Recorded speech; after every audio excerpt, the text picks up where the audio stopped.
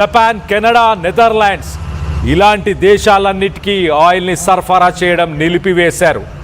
ఇమీడియట్గా అమెరికా ఆర్థిక వ్యవస్థ కుప్పకూలిపోయింది. అక్కడ ఉన్న ఆయిల్ ప్రైజెస్ 4 గింతలు ఒక్కసారి ఆకాశాన్ని అంటేశాయి. ప్రపంచాన్ని శాసిస్తున్న అమెరికా ఒక ఆయిల్ దేశాలు, చిన్న దేశాల వల్ల కుప్పకూలిపోయామని రియలైజ్ అయ్యారు. అప్పుడున్న స్టేట్ సెక్రటరీ కిస్సింగర్ ఆయన ఓపెక్ దేశాలు అంటే oil producing, oil petroleum exporting countries అంటే గల్ఫ్ కంట్రీస్, జీసీసీ కంట్రీస్, ఈ కంట్రీస్కి ఆయన చేరుకొని ఒక ఇంపార్టెంట్ డీల్ని చేసుకొచ్చాడు. అప్పుడున్న సౌదీ అరేబియాకు సంబంధించిన నాయకులతోని, అక్కడున్న కింగ్తోని మాట్లాడి అమెరికా డాలర్స్లోనే మీరు పెట్రోల్ని, డీజిల్ని, ఆయిల్ని కొనుగోలు చేయాలి ప్రపంచ దేశాలకి అంటూ ఆయిల్ వెపన్గా ఉన్న ఆయిల్ని కాస్త అమెరికా డాలర్కి ఒక స్ట్రాంగ్ బేస్గా తయారు చేసుకున్నారు. అలాగా తయారైందే పెట్రో డాలర్. ప్రపంచంలో ఎవరు ఎలాంటి ట్రేడ్ చేసినా ఆయిల్, గోధుమలు, ఎలక్ట్రానిక్ డివైజెస్, చిప్స్ ఏ పేమెంట్ జరిగినా కూడా డాలర్లోనే ఆ పేమెంట్స్ జరుగుతున్నాయి. అదే అమెరికాకున్న స్ట్రెంగ్త్. ఇటు ఇరాన్కి సంబంధించిన అసెట్స్, వాళ్ళకి రావాల్సిన పేమెంట్స్ అన్నీ కూడా ఇంటర్నేషనల్ బ్యాంక్స్లో స్టక్ అయిపోవడం, ఫ్రీజ్ అవ్వడం, ఇది అమెరికాకి ప్రపంచ దేశాలపైన ఉన్న పట్టు. ఏ ట్రాన్సాక్షన్ అయినా ఫర్ ఎగ్జాంపుల్ ఇండియాలో రూపీస్లో మనం కొనుగోలు చేసి అమెరికా కాకుండా ఇతర దేశాలు, ఫర్ ఎగ్జాంపుల్ సింగపూర్కి సంబంధించిన కంట్రీతో మనం ఒక బిజినెస్ చేసాం ఒక సాధారణ వ్యక్తిగా. ఇక్కడి నుంచి మనం సింగపూర్కి రూపీస్లో పే చేయలేం కాబట్టి మొదటగా మనం డాలర్స్లోకి కన్వర్ట్ చేయాలి. దాని తర్వాత డాలర్స్ నుంచి మళ్ళీ సింగపూర్ డాలర్స్లోకి కన్వర్ట్ అవుతుంటాయి.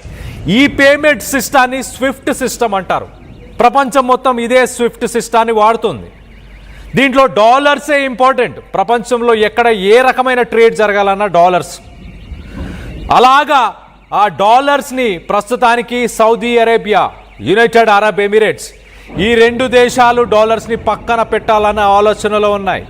రానున్న రోజుల్లో ఆయిల్ని కొనుగోలు చేయాలంటే చైనాకి సంబంధించిన కరెన్సీ యువాన్లో కూడా కొనుగోలు చేయొచ్చు అంటూ ఒక ఆప్షన్ని సౌదీ అరేబియా ముందుకు తీసుకొచ్చే ప్రయత్నం చేస్తుంది.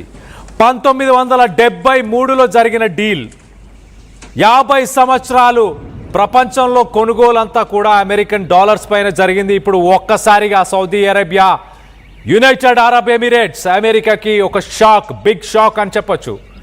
దీనివల్ల అమెరికన్ ఎకానమీ కుప్ప కూలిపోతుంది. మరో పక్కన డాలర్ పతనం అవ్వబోతుంది. ఇలాంటి స్టేట్మెంట్ ప్రస్తుతానికి బహిర్గతంగా ఏ రోజు సౌదీ అరేబియా కానీ అక్కడున్న గల్ఫ్ కంట్రీస్ కానీ ఏ రోజు బహిర్గతంగా ఇలాంటి స్టేట్మెంట్స్ చేయలేదు. మొదటిసారి అని చెప్పుకోవాలి. అమెరికాకి గల్ఫ్ దేశాలు బిగ్ షాక్ ఇవ్వబోతున్నాయా? మరో పక్కన చైనీస్ కరెన్సీ, ఇటు యునైటెడ్ అరబ్ ఎమిరేట్స్, సౌదీ అరేబియాతో ఇండియాకి కూడా కొన్ని డీల్స్ జరిగాయి. ఆ డీల్స్ ప్రకారం మనకు యునైటెడ్ అరబ్ ఎమిరేట్స్ అలాగే సౌదీ అరేబియా మధ్య జరిగే ట్రేడ్ని మనం రూపీస్లోనే కొనసాగించాలి అంటూ డీల్ జరిగాయి. ఇప్పుడు పెట్రోల్ని ప్రపంచ దేశాలకి చైనీస్ కరెన్సీలో అమ్మడానికి సిద్ధంగా ఉన్నాం. డాలర్తో పాటు, అంటే డాలర్ కాకుండా చైనీస్ యువాన్, చైనీస్ కరెన్సీకి ఒక పెద్ద పీఠం వేసే ప్రయత్నం గల్ఫ్ దేశాలు చేస్తున్నాయా? అమెరికా ఆధిపత్యాన్ని పక్కన పెట్టే ప్రయత్నం చేస్తున్నాయా అంటే ఖచ్చితంగా ఎస్ అని చెప్పాలి. 50 సంవత్సరాలలో ఇలాంటి పరిణామాలు ఎప్పుడు చోటు చేసుకోలేదు. ఇటు ట్రంప్కి భారీ నష్టం, అమెరికాకి కూడా భారీ నష్టం అని చెప్పుకోవచ్చు. దీనికి సంబంధించి మీరేమనుకుంటున్నారు? మీ అభిప్రాయాలను కింద కామెంట్ రూపంలో తెలియపరచండి. రానున్న రోజుల్లో అమెరికా ఆధిపత్యాన్ని తగ్గించే అవకాశంలో ప్రపంచ దేశాలు ఉన్నాయా? ట్రంప్ వల్ల అమెరికా తమ పట్టుని ప్రపంచ దేశాలపైన కోల్పోతుందని మీరు భావిస్తున్నారా? మీ అభిప్రాయాలు ఏంటనేది కింద కామెంట్ రూపంలో తెలియపరచండి.